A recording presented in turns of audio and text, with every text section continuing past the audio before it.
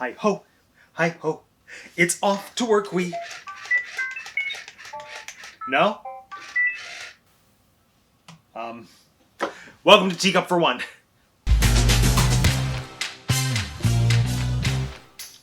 My name is Matt and I have 2 degrees, and is it time to cancel the Seven Dwarfs? Okay, if you've been following Disney news lately, you no doubt know that Disney is planning another one of their artistically fulfilling and not at all profit-driven live-action remakes, this time of Snow White and the Seven Dwarfs. And this remake already made headlines when Disney announced that Rachel Zegler of West Side Story fame would be taking on the title role. And when that announcement dropped, the internet trolls had a field day, much like they did when Halle Bailey was cast as Ariel. Now, I've already done a 2-part video series on Disney and non-traditional casting, which I highly recommend you check out if you haven't already, mostly because not that many people did, but my perspective in like 1 or 2 sentences that I expressed in those videos was, yes, if we have to have these unnecessary live-action remakes, at the very least, they are starting to give us representation. They are starting to allow different people to see themselves reflected in their favorite Disney characters, and I think that is magical. And maybe I'm biased because I'm an actor of an indecipherable ethnicity, but representation in casting, all types of casting, to me is so exceedingly important. Which is why I found the recent discussion surrounding the Snow White remake so thought-provoking and so interesting. And no, I'm not talking about Rachel Zegler as Snow White. If you haven't been following the Disney news, this is what just happened. Peter Dinklage of Game of Thrones fame recently spoke out against the Snow White remake, stating, "They were very proud to cast a Latino actress as Snow White, but you're still telling the story of Snow White and the Seven Dwarfs. Take a step back and look at what you're doing there. It makes no sense to me. You're progressive in one way, but you're still making that backward story about 7 dwarfs living in a cave together." Now, it's no secret that certain things from early Disney films are problematic and have not aged well, and it's prompted Disney to take a couple different courses of action. In some cases, they've locked away films forever, and they kind of have started to deny the existence of said films. In other cases, they'll show a statement before you watch the films on Disney+, like with Peter Pan, for example. They've even gone as far as erasing certain characters from movies altogether, which is problematic for other reasons, which I'm sure we'll circle back to. And all that is to say that these are problems with early Disney films that I was aware of. But prior to Peter Dinklage's statement, I never thought of the Seven Dwarfs as being problematic. And in these situations, when it comes to representation of a community that I'm not a part of, I am always going to take my cue from the voices of people who are a part of that community. Just treat people the way they want to be treated. It's not that hard. But in this case, it's also not that easy. Because after Peter Dinklage's statement went viral, other actors from the Dwarfism community started to express their own opposing opinions. Some of them were saying that Dinklage's statement was going to do more harm than good. Others were agreeing with him while at the same time acknowledging that this was going to potentially be taking away work from actors of short stature. And in not having one unified voice to help me form my own opinion, I did what I do best: overthinking and Wikipedia research. Actually, not even Wikipedia research. I mean, I know that's my go-to joke based on my labor-intensive Wikipedia research, but in all seriousness, I did a fair amount of research for this video. Of course, I definitely could have done more, but I had 2 days to pull this together. But the whole goal for me was to get a more well-rounded picture of how dwarfs have been portrayed through storytelling and through the media, including Snow White, but not limited to Snow White, to come to a more informed opinion as to whether or not it's appropriate to revisit the Snow White story. But first, I think it's important to make a distinction between dwarfs in reality and dwarves in folklore. Something that's unique to this discussion is that the word dwarf has a couple of different meanings, and I think a big part of the conflict becomes clear when you just look up the word dwarf in the online etymology dictionary. Old English: very short human being, person much below ordinary stature, whether of proportionate parts or not. Also, supernatural being of subhuman size. Okay, this official definition from the online etymology dictionary is literally spelling out the conflict. Dwarf can mean a person of short stature, but it can also mean a supernatural being of subhuman size. Subhuman. Less than human. Okay, words have so much power, and what is being displayed here is like two very different things that are being linked by the same word. So on the one hand, we have dwarfs in reality. Dwarfism is a term that's recognized and used by the medical community to describe a person of short stature due to either a genetic or medical condition. And there are hundreds of conditions that are considered dwarfism, and dwarfism is recognized by the Americans with Disabilities Act. So dwarfism is a very real part of a lot of people's lives, and those lives are not made any easier by the second definition of dwarf, which is a supernatural being of subhuman size. Because, yes, dwarves play a prominent role in Norse and Germanic folklore, and in that context, they're not great. One of the earliest mentions of dwarves exists in the Norse text, the Prose Edda, which gives us this pretty problematic origin story. The dwarfs had taken shape first and acquired life in the flesh of Ymir, and were then maggots. But by the decision of the gods, they became conscious with intelligence, and had the shape of men, though they live in the earth and in rocks. Oof. And that text, it really doesn't get better. Scholars have speculated that that text also implies that dwarves are actually dark elves, because there's this whole thing about how there are dark elves and light elves, and yes, it's exactly what it sounds like. They're basically angels and demons. So the light elves get to live like up high and they're beautiful, and then the dark elves live below ground and they're monsters. Again, not a great image. But it does plant the seeds for one of the most consistent traits that we see with dwarves in folklore, which is this connection between dwarves and the earth. Traditionally, across both Norse and Germanic mythology, dwarves are considered master craftsmen and smiths. So think blacksmithing, metalsmithing, goldsmithing, all the smithing. And probably the most famous example of dwarf craftsmanship is Thor's hammer Mjolnir, which was forged by dwarves. And that actually inspired the Marvel character Eitri the Dwarf King, who ironically was played in the Marvel Cinematic Universe by Peter Dinklage. But I digress. So you have these supernatural beings who live and work underground, whose craftsmanship and smithing is second to none. However, it is interesting to note that none of the original texts that mention dwarves make any mention of their size. Now, it has been suggested by some scholars that because dwarves were considered the lesser of the supernatural beings, that eventually people started to mirror that status by diminishing their physical stature. So over time, we see this evolution. Norse folklore introduces us to a supernatural race of beings who live below ground, worked as craftsmen, and are considered the lower echelon of the supernatural community. Eventually, their low status is represented by making them physically smaller.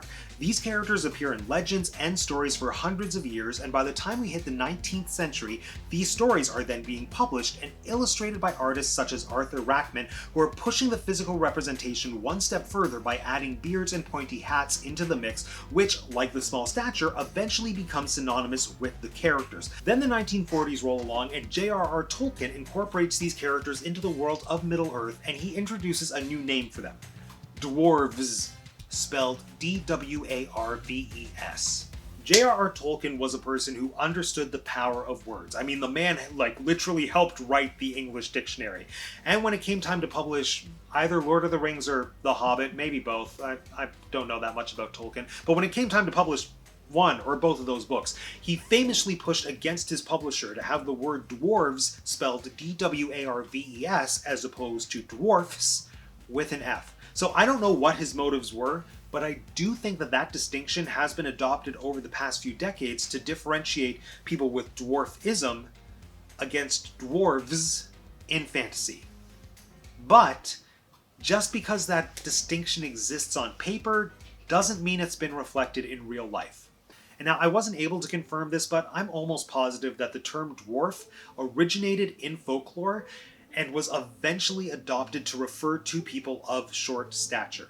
Somewhere in history, this term that was associated with supernatural beings became a means of referencing real people with a real disability. And with the exception of ancient Egypt, dwarfs have historically been the subjects of ridicule and objectification. In medieval times, dwarfs were literally owned. They would be sold and gifted amongst nobility and used for entertainment purposes. And it's pretty shameful to say, but the objectification of dwarfs really hasn't gone away. So obviously there are the sideshows and the circuses that were popularized in the mid to late 19th century, but just think about dwarf objectification in pop culture that we've seen in our lifetime. I shall call him Mini-Me. Mini-Me from the Austin Powers franchise is probably the most notable and problematic, because that character is a textbook example of dwarf objectification. And if you want a more recent example, just look at this scene from Shrek the Third, which is literally treating a dwarf as an object. Have one on me. Love, Snow White. What is it? He's a live-in babysitter. Where's the baby? Oh, you're too kind, Snow, but I can't accept this. Oh, think nothing of it. I've got 6 more at home.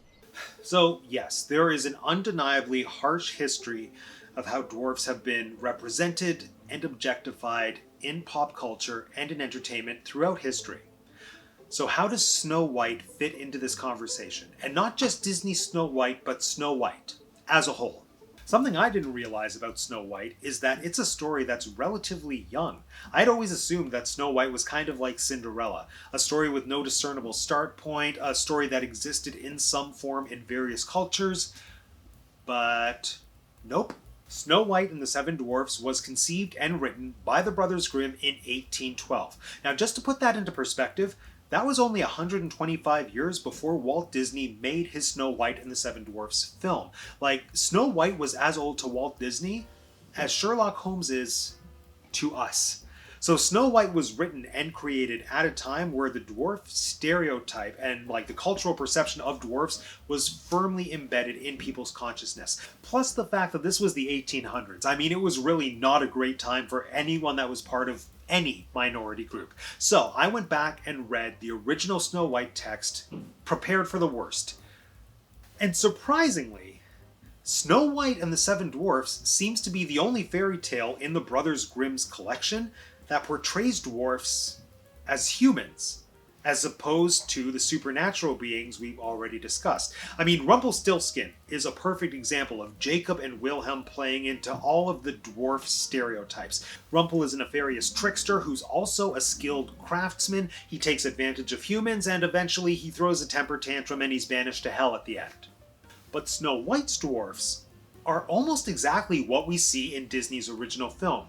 They are 7 roommates who work in a mine, live in a cottage, and do absolutely everything within their power to protect Snow White from danger. As in the Disney film, the villain is the evil queen, and the dwarfs are truly the heroes of the story. They save Snow White's life twice before the evil queen comes a third time with a poison apple that does actually kill Snow White. Now, the original story is pretty simple and pretty bare bones, but aside from the reference to the 7 dwarfs working in a mine, there's really no connection between those 7 characters and the folklore dwarves that were very well established in the public consciousness.